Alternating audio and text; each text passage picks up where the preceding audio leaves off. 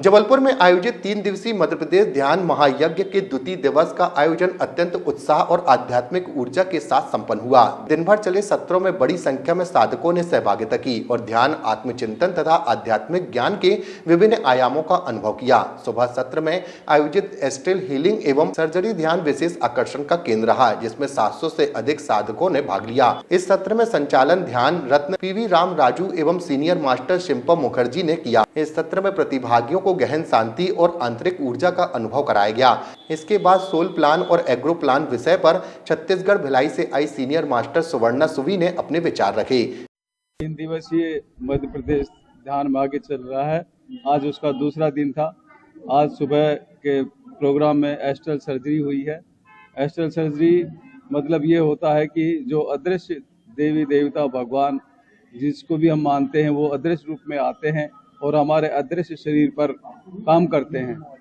उस काम करने से ये होता है कि हमारे शरीर में कोई बीमारी हो, कोई प्रॉब्लम हो, वो ठीक हो जाती है। और इसी प्रकार अनेक प्रकार के कार्यक्रम हो रहे हैं।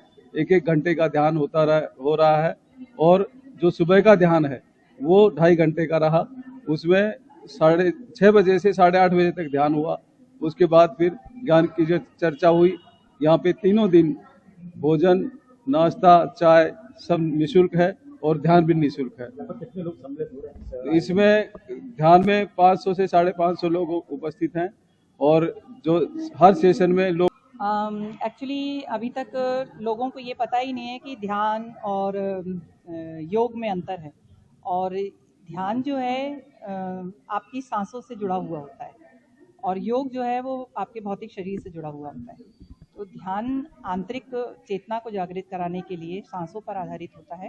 और ब्रह्मर्षि पितामह पत्री जी ने जिस ध्यान के बारे में बताया है वो आनापान सती ध्यान है। आनापान सती ध्यान का अर्थ होता है आना मतलब अपनी आती हुई सांस, अपाना मतलब अपनी जाती हुई सांस और सती मतलब सांस के साथ बने रहना। तो जब हम सांस के साथ बने होते हैं तो हम प्रेजेंट में होते हैं, हम विचारों में नहीं उलझते हैं, ना हमें फ्यूचर की चिंता होती है, ना हम पास्ट के बारे में सोचते हैं। जब हम प्रेजेंट में रहते हैं तो हम जागृत अवस्था में रहते हैं और जब हम जागृत अवस्था में रहते हैं तो हम अपनी हर कार्य विधि के प्रति सचेत रहते हैं और हमें ये पता होता है कि हम क्या कर रहे हैं।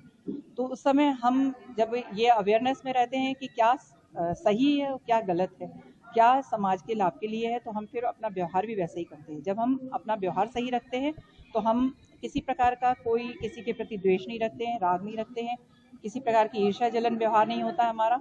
और जब हम इन सब से दूर रहते हैं तो हम मानसिक रूप से शांत रहते हैं, तो हमारे रिलेशंस अच्छे होते हैं और हमारा स्वास्थ्य अच्छा होता है। हम